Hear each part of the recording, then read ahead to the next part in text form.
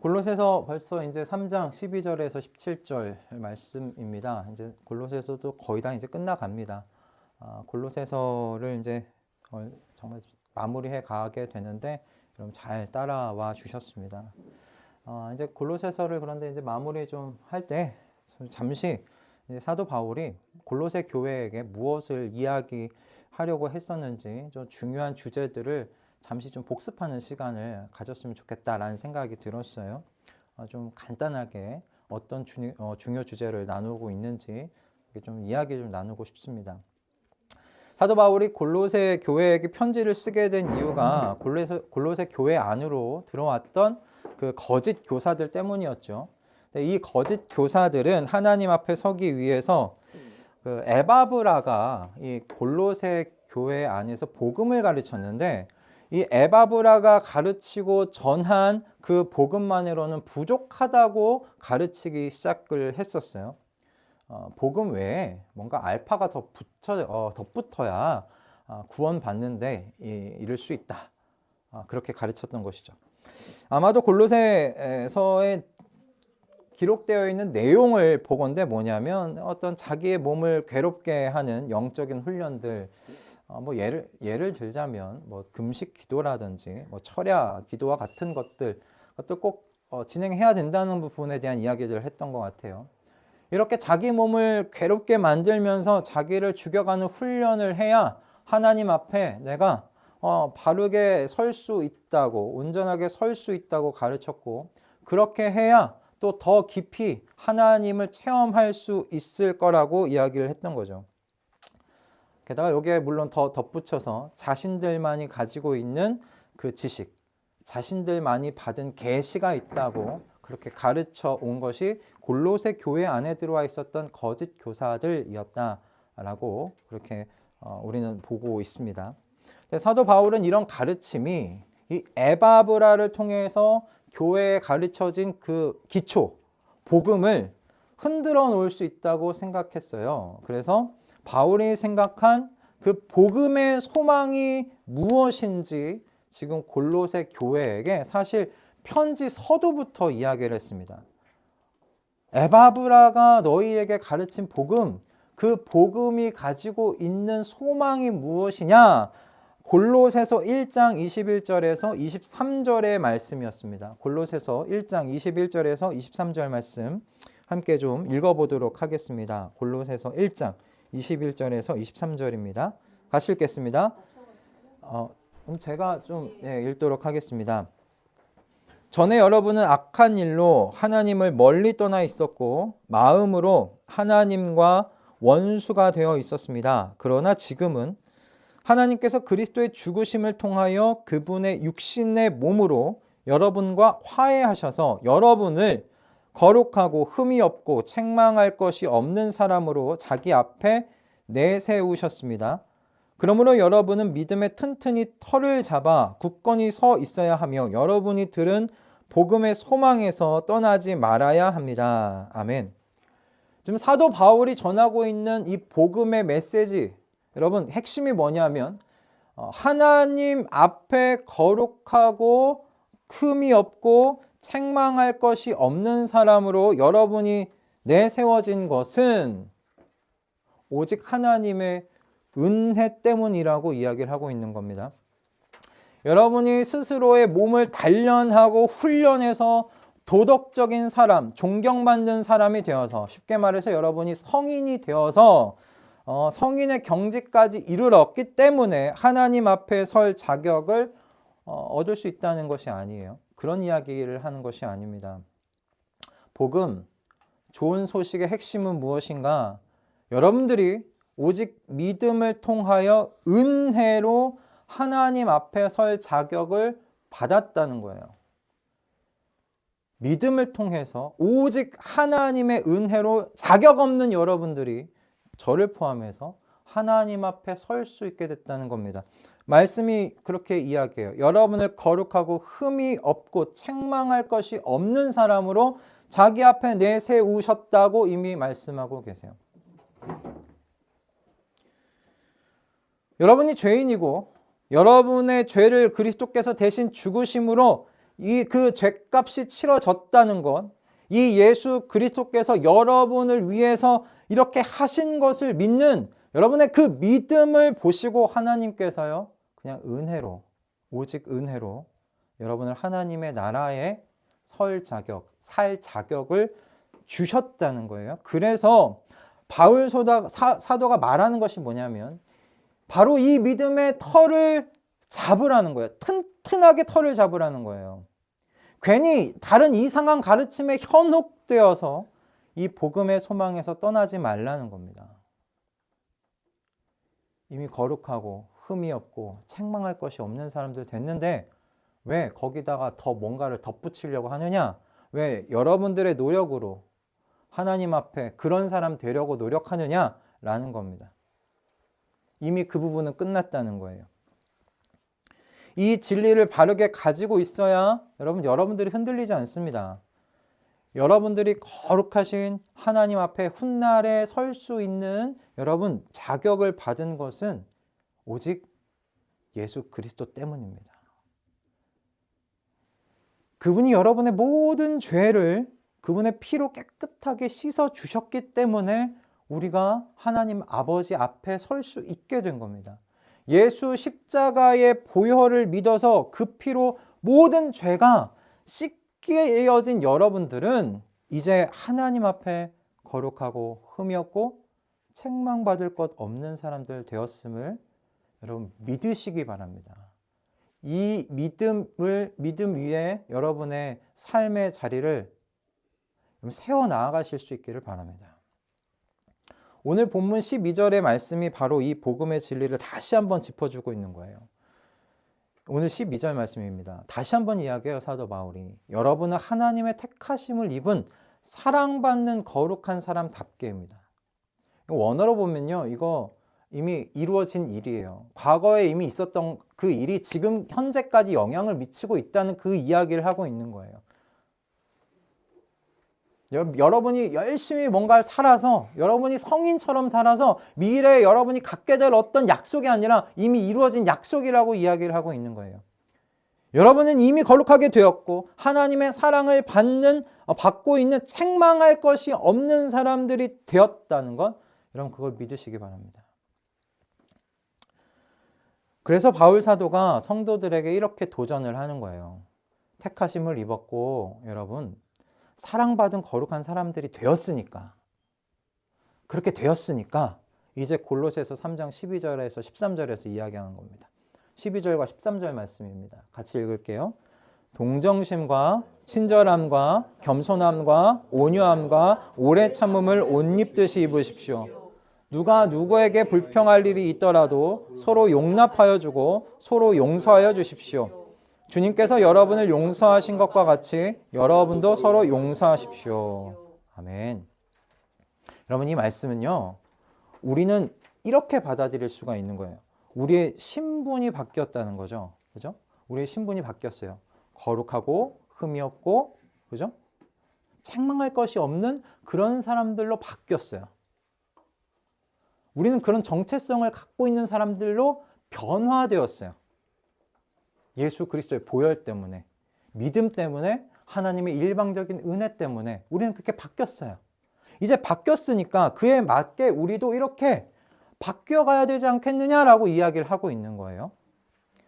성경에서 우리는 이와 비슷한 관련된 여러 말씀들을 확인할 수 있는데 대표적인 말씀이 저는 갈라디아서 5장 22절에서 25절 그 성령의 열매와 관련한 말씀이라고 생각이 들어요. 우리 갈라디아서 5장 22절에서 25절 말씀 같이 좀 함께 읽어보도록 하겠습니다.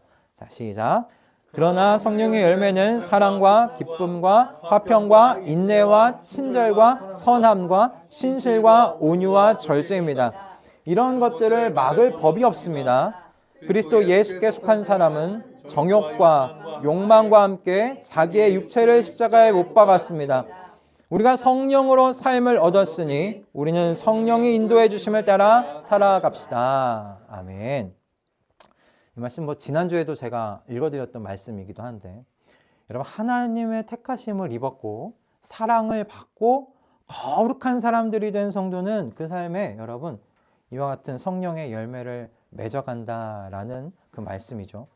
사랑과 기쁨과 화평과 인내와 친절과 선함과 신실과 온유와 절제와 같은 이런 이 성품, 성령의 열매는 여러분 성품이에요. 이게 이런 온전한 사람으로 우리가 변화되어지고 성장해져 간다라는 겁니다. 근데 중요한 건 이거예요. 이런 것들을 막을 법이 없대요. 이런 것을 막을 법이 없다고 합니다. 우리가 하는 예수 그리스도로 말미암아 우리가 하나님의 은혜로 하나님 앞에 거룩하고 흠이 없고 책망할 것이 없는 사람들이 되었잖아요. 그렇게 우리가 변화된 사람들은 여러분 이와 같은 성령의 열매가 우리의 삶 속에서요 조금씩이지만 자라가요. 왜 나는 확 안 자라지? 여러분 그런 욕심 버리세요. 그 성장에는 차이가 있지만 중요한 건 이거예요. 내 안에 이런 자라남이 있느냐 없느냐가 중요한 것이지 여러분 남들과 비교하지 마세요. 한번 살펴보시는 거예요. 이런 성령의 열매가 내 안에서 일어나고 있는지 말입니다. 여러분 이러한 성령의 열매가 일어나는 건 이유는 분명해요. 우리의 정체성이 바뀌었기 때문에 그래요. 우리가 정체성이 바뀌었어요. 신분이 바뀌었어요. 성령 하나님께서 이제 함께 사시는 새 사람이 되었기 때문에 이러한 열매가 우리의 삶 가운데서 나타나는 거예요. 우리는 이제 여러분 음행을 싫어해요. 우리는 이제 방탕함을 싫어해요. 원수 맺고 다툼하고 시기하고 분내고 분쟁하고 분열하고 흥청망청 마시는 노름 같은 삶, 여러분 그것과 멀어진 사람들이잖아요. 여러분 그런 삶을 여기 가운데 좋아하시는 분들 계세요? 여러분 다툼이 좋은 사람이 있으십니까? 여기 시기하는 게 좋은 분 계십니까? 분냉하고 분냄과 분쟁과 분열을 일으키는 걸 좋아하시는 분들이 여기 계십니까? 전 없다고 믿습니다.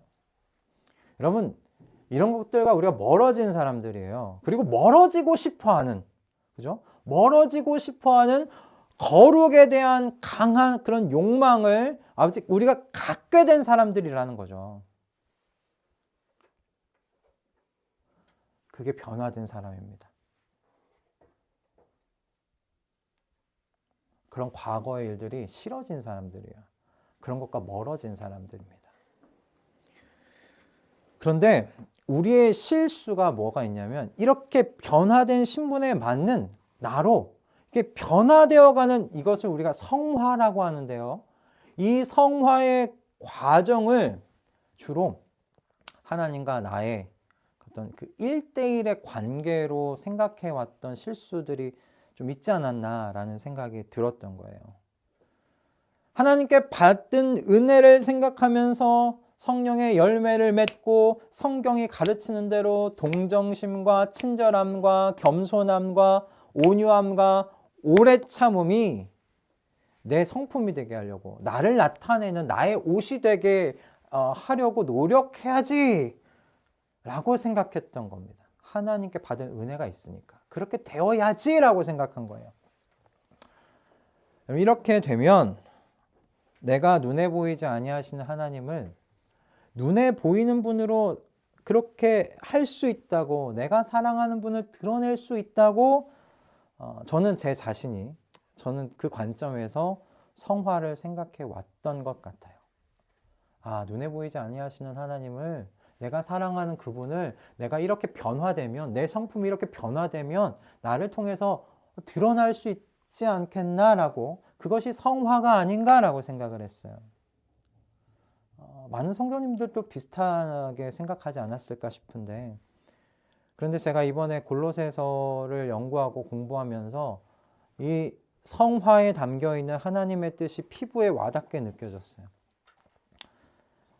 그래서 제가 설교 시간에 계속 반복해서 이야기하고 있는 거예요. 여러분들이 하나님의 성품을 닮아가는 그 성화의 목적엔 여러분이 바뀐 신분과 정체성도 이유가 되겠지만, 또 다른 사도 바울이 이야기하고 있는 중요한 것은 무엇이냐면 하나님께서 한 몸이 되게 하신 것을 누리고 지키게 하시려는데 목적이 있으시다는 거예요. 하나님께서 한 몸 되게 하신, 성도로 하여금 한 몸 되게 한 것은 저는 크게 두 가지라고 생각해요. 여러분의 가정하고요, 이 교회예요. 하나님께서 한 몸 되게 하신 그 가정과 이 교회를 누리고 지키게 하시기 위해서 우리를 성화되게 해 가신다라는 겁니다. 다시 말씀드리면 죽어서 누리는 하나님의 나라가 아니고요. 여러분의 가정과 교회 안에 이미 임한 그 하나님이 다스리시는 그 하나님의 나라를 지금 여기서부터 누리면서 살게 하시려는 그 하나님의 목적이 있으시다라는 겁니다. 여러분, 여기 가정하고 교회 안에서도 이 하나님 나라를 못 누리는데 여러분의 살고 있는 일터까지 하나님의 나라를 어떻게 확장하겠습니까? 사실 하나님의 나라가 일터까지 확장되어 가는 부분에까지 이야기들이 있어요. 그러나 가정에서도 한 몸을 못 이루고 교회 안에서도 한 몸을 못 이루는데 그런 훈련이 안 돼 있는데 어떻게 일터에서 하나님의 나라를 구현하고 그 하나님의 나라를 실천하겠습니까? 그런 의미에서 골로새서 이 말씀이 제게 굉장히 구체적인 목표가 되어 주었어요. 저는 개인적으로 그 전까지 하나님을 닮아간다는 이 성화가 어떤 의미에서는 좀 막막했어요. 저의 개인적인 이유라는 점이 사실 막연했다고도 할 수 있을 것 같아요. 그냥 막연했어요. 친절함과 선함과 온유함과 평화를 이루는 것, 하나님의 성품을 닮아간다는 것 되게 막연했어요. 나는 어느 정도쯤 와 있나? 그 기준을 잡을 수가 없는 거예요. 어느 정도 변화되었나? 하나님께서 베풀어 주신 사랑과 은혜에 대한 당연한 반응으로 친절해야지, 겸손해야지, 온유해져야지, 오래 참아야지. 난 어느 정도 변화되었지? 난 어느 정도 와 있지? 그걸 점검할 수 있는 부분들이 없는 것 같더라고요. 애썼지만 어디까지 와 있는지를 모르겠어요. 그게 좀 막연했어요. 근데 골로새서 말씀을 나누면서 하나님께서 깨닫게 해주신 거예요. 하나님께서 하나가 되게 하신 것을 누리고 그 하나됨을 지키게 하라. 너무 명확하지 않아요? 그 하나된 것을 누리고 지키게 하라. 전 이게 사명처럼 들렸습니다. 골로새서 말씀을 누릴 때. 하나님께서 하나가 되게 하신 가정을 누리고 이 하나됨을 그래서 지켜보자. 분쟁이 일어나지 않도록 가정 안에서 친절과 겸손과 온유와 오래 참음과 용서와 용납이 흐르게 해보자. 하나님께서 하나가 되게 하신 교회를 누리고 그 하나됨을 지켜가야 한다는 것을 가르치자. 그리고 나도 그렇게 한번 해보자. 세워가보자. 라는 마음이 들었어요. 그래서 제 아내가 아는지 모르는지 모르겠지만 느꼈는지 모르겠지만 실천해봤거든요. 집에서 조금씩 실천하고 있었는데 얼마 전에 제가 물티슈로 그 휴지통 주변을 막 이렇게 닦고 있었어요. 깨끗하게. 지나가면서 그런 저를 보더니 제 아내가 그렇게 이야기를 하는 거예요. 깨끗한 남편이 되었네? 라고 이야기를 하는 거예요. 기억하는지 모르겠어요. 아내는 기억하는지 모르겠지만 저는 그 말을 들었는데 개인적으로 굉장히 좋았어요. 굉장히 좋았어요. 그러니까 하나님께서 하나가 되게 하신 가정을 누릴 뿐만 아니라 그 하나됨을 지켜가는 것 중에 전 그것도 하나의 일부라고 생각하면서 실천하고 있었던 중이거든요. 모르겠어요. 아내가 요즘에 제가 조금 바뀌었다고 생각하는지 안 하는지 모르겠지만 저는 느끼고 있는 중이라고 그렇게 믿습니다. 지금도 물론 그 집 구석 세밀한 부분은 아내의 손이 가야 되겠지만 요즘은 그러니까 제가 할 수 있는 것들을 최대한 많이 해보려고 좀 노력하고 있는 중이에요. 네, 저희 조카가 끄덕끄덕 거렸어요. 그렇다는 얘기겠죠. 특별히 그 제가 지금 노력하고 있는 부분 중에 하나가 싱크대 위에 아무것도 없게 하자였습니다. 이유가 그 하나예요. 아내가 싱크대 위에 뭔가 올려져 있는 걸 굉장히 싫어하거든요. 별로 좋아하지 않아요. 깨끗한 게 좋다고 했기 때문에 그럼 그렇게 한번 해보자 였습니다. 밖에서 일하고 퇴근에 들어올 때 거실에 깨끗한 탁자와 싱크대 위에 아무것도 없도록 그 깨끗한 싱크대를 볼 수 있게 해주려고 애써보고 있거든요. 한 2주 된 것 같은데 2, 3주 느끼고 있는지 모르겠습니다. 요즘 애들이 방학 기간이고 우리 조카도 같이 있으니까 야, 이걸 지켜내는 게 그렇게 쉽진 않은데 지켜보려고 애쓰고 있어요. 몇 주 전까지는 정말 그 애써야 되는데 이제는 조금 익숙해져 가는 것 같습니다. 이게 어려운 일이 아니게 되어 가는 것 같아요. 웬만하면 밖에서 일하고 들어온 아내가 그냥 집에서 뭔가 좀 편히 쉴 수 있으면 좋겠다. 그런 마음이 좀 많이 들어요. 뭐 그 마음이 제가 뭐 예전이라고 없었던 건 아니에요. 있었어요. 그런데 쉽지가 않았어요. 그걸 실천하는 게, 몸으로 움직이는 게. 하나님의 성품을 담게 하신 목적이 하나 되게 하신 가정을 누리고 지키게 하는 데 있다는 것을 말씀을 통해서 깨닫게 되었을 때 이게 조금 쉬워지더라고요. 뭔가 분명해 보이는 거예요. 아, 내가 있는 이 가정이 깨지지 않도록, 내가 있는 이 가정이 분열되지 않도록, 분쟁하지 않도록 내가 할 수 있는 일들이 무엇이 있을까? 그것을 하나하나 찾아서 그냥 행동해 보는 거죠. 나의 분냄이 가정에 하나 되게 하나 되게 하신 것에, 하나님께서 하나 되게 하신 것에 어떤 악영향을 미칠까 먼저 생각해 보는 거예요. 나의 짜증과 뭔가 나의 그 게으름이 하나님께서 하나 되게 하신 것에 어떤 악영향을 주게 되는지를 먼저 한번 생각해 보고 실천해 보려고 하니까 조금 더 쉬워지는 것이더라고요.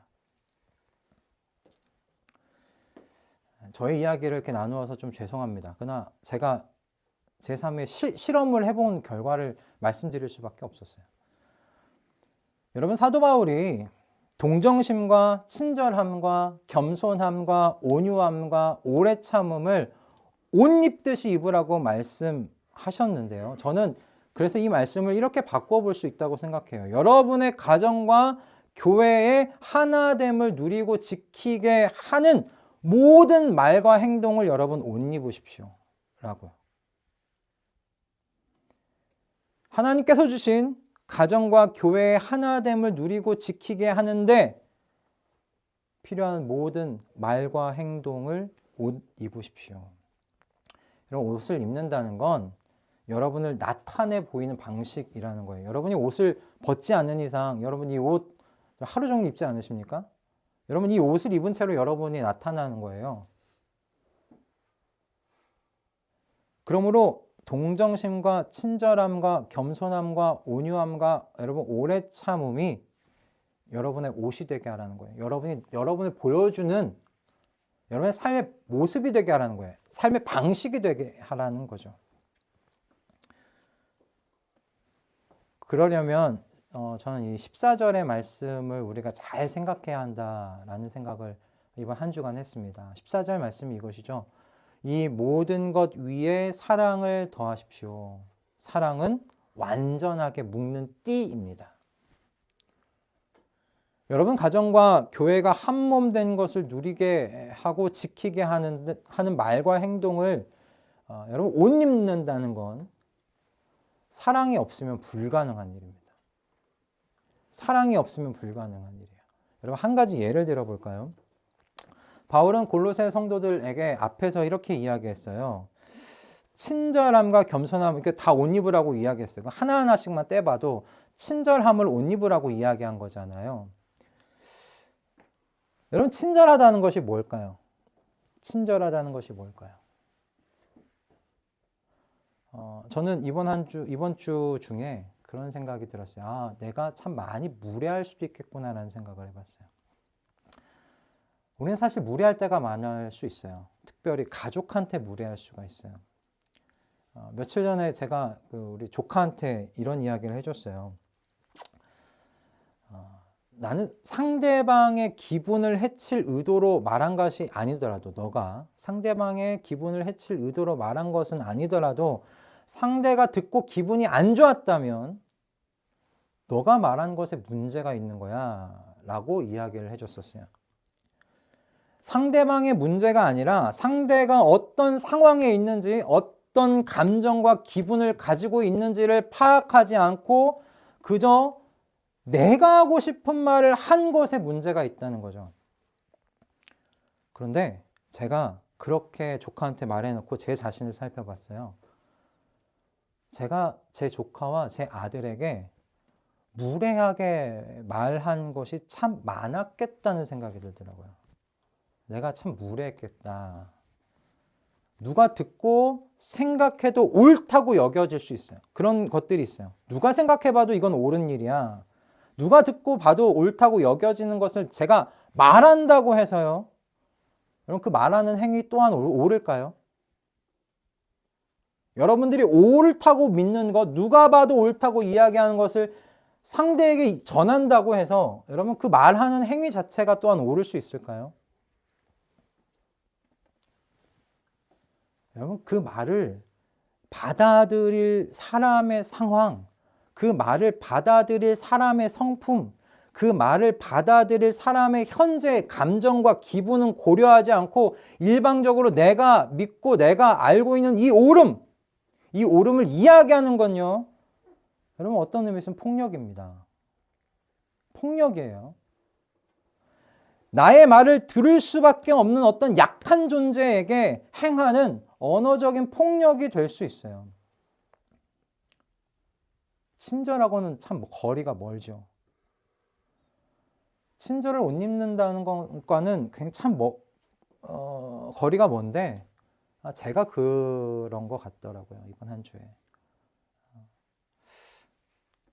제가 조카에게 제가 뭔가 이렇게 무례한 말을 많이 하지 않았을까. 남자아이를 키웠잖아요. 남자아이를 키우고 남자아이를 대하는 버릇이 그대로 우리 여조카에게도 나가지 않았을까. 그런 생각이 많이 드는 거예요. 여자하고 남자는 또 다르잖아요. 성격도 다르고 성품도 다르고 지금 현재의 상황도 다른데 나는 그저 옳다고 생각한 그거를 그냥 말한 것은 아닌가라는 생각이 들더라고요. 여러분, 그래서요, 친절을 못 입는다는 것에 대해서 참 많은 걸 생각하게 되었어요. 야, 쉽지 않은 거구나. 친절을 못 입는다는 것 자체가 참 쉬운 일이 아니구나. 상대의 성향과 상황과 현재의 감정과 기분을 고려해서 그리고 옳은 말을 어떻게 전할 건가, 그 부분에 대해서 생각하고 그렇게 바꿔서 얘기한다는 건 여러분 여간 많은 에너지를 요구하는 일이 아닙니다. 정말 많은 에너지를 요구해요. 특히 가족한테 그런다는 건 더 쉽지 않죠. 왜요? 가족은 본능이 먼저니까. 본능적으로 튀어나오는 게 먼저입니다. 그렇기 때문에 여러분, 이 모든 것 위에 사랑을 더하셔야 됩니다. 사랑은 완전하게 묶는 띠입니다.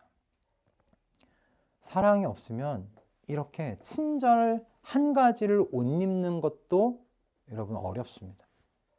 불가능해 보입니다.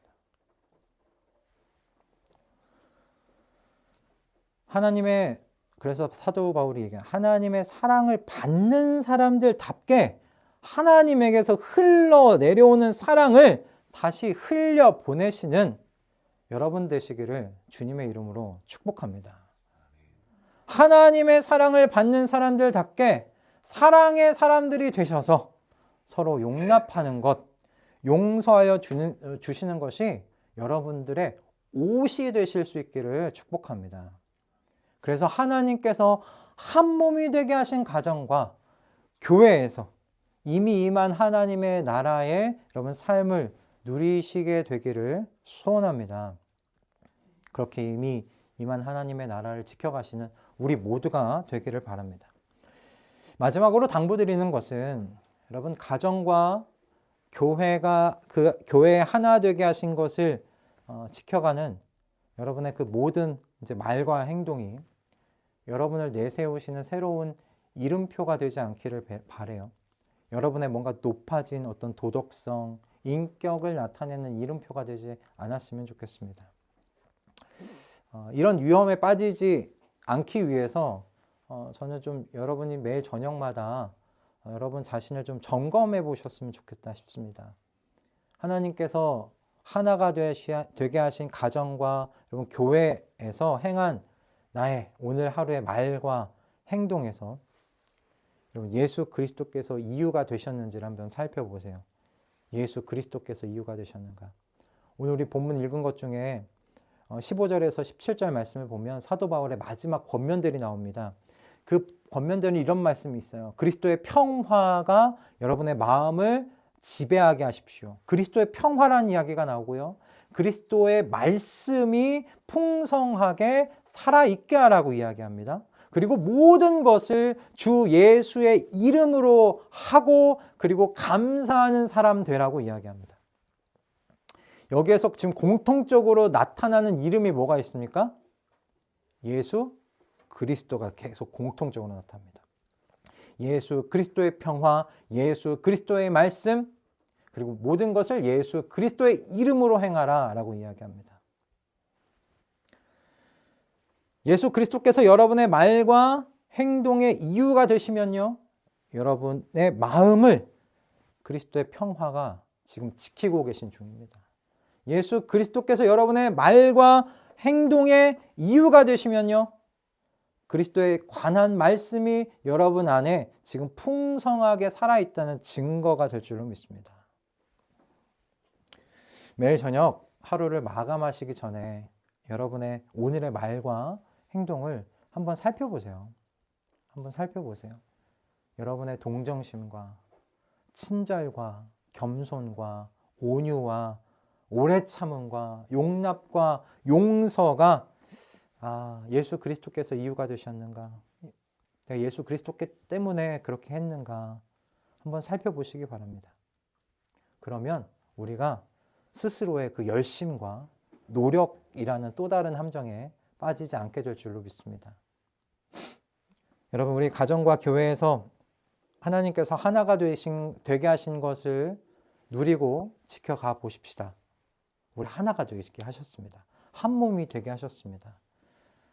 그러니까 어떻게 하면 내가 가정과 교회에 하나 되게 하신 것을 좀 누릴 수 있을지, 그리고 내가 어떻게 하면 지킬 수 있을지를 여러분 생각해 보세요. 그리고 여러분 서로 먼저 생각하고 먼저 움직이실 수 있기를 바랍니다. 저 사람이 하면 내가 해야지가 아니라 주님께서 우리에게 가르치신 것은 먼저였습니다. 먼저 움직이라고 하셨습니다. 제가 어제 참 오랜만에 집에 혼자 있는 시간을 가졌습니다. 아내와 아들이 약속이 있어서 아침 일찍 동탄을 좀 다녀왔고요. 조카도 마침 천안 집을 들려야 해서 어제 아침부터 저녁 한 6시까지 혼자 있는 시간을 가질 수 있었어요. 정말 예전에 결혼한 지 얼마 안 됐을 때, 그리고 청년 때는 혼자 있는 시간을 되게 좋아했거든요. 혼자 있기만 하면 아싸 이러고, 아내가 난 저기 1박 2일 어디 갔다 온다고 아싸 막 그러면서 정말 좋다, 혼자 있는구나 막 이랬거든요. 근데 어제 조용한 집에 정말 오랜만에 있게 됐는데, 이젠 그 조용함이 허전함으로 다가오더라고요. 허전함으로 다가왔어요. 어제 서재에서 이제 설교를 준비하다가 잠시 거실로 나왔을 때 아내와 아들을 하고 조카가 보이지 않으니까 왜 그렇게 허전한지 싶었어요. 그래서 사실 눈치도 없이 오랜만에 나가서 누구 만날 사람 만나러 간 거잖아요. 언제 와? 라고 문자를 몇 번이나 보낼 뻔했어요. 언제 와? 몇 시쯤 와? 한 3번인가 4번 보내려다가 눈치도 없지, 이거 보내면 안 된다 참아서 5시 언젠가 이게 출발합니다라는 문자 왔을 때 그럼 몇 시 도착해요? 라고 그때서야 문자를 보냈어요. 그렇게 저녁에 아내와 아들을 봤고, 그 다음에 조카는 이제 제가 자는 시간에 와서 못 봤는데 보니까 참 기분이 너무 좋아지더라고요. 허전했던 마음이 이렇게 채워지는 그런 느낌이었어요. 아내한테 그런 말을 했어요, 어제. 야, 이제 나는 혼자는 못 지낼 것 같아 라는 말이 자연스럽게 나오더라고요. 혼자는 못 지낼 것 같다고. 저는 어제 그 말을 하면서 그런 마음에 하나님께서 주신 감동이 있었어요. 아, 이게 하나 되게 하신 것을 지키려고 하는 사람에게 주시는 복이겠구나 하는 생각이 들었어요. 이 충만함, 마음의 충만함, 그리고 이 복된 관계가 저는 그냥 이 가정이 아니라 여러분의 모든 가정에 이 충만함과 이 복됨의 관계가 세워져 가기를 소원합니다. 그리고 이 관계가 가정에 머무는 것이 아니라 우리 이 교회 안으로 좀 확장되기를 소원합니다. 이 소원이 저만의 소원이 아니라 우리 모두의, 우리 공동체 가정 모두의 소원이 되었으면 좋겠습니다. 교회 안에 이미 임한 하나님의 나라를 누리고 우리 함께 지켜가시는 저와 여러분 우리 모두가 되시기를 주님의 이름으로 축복합니다. 아멘. 아멘.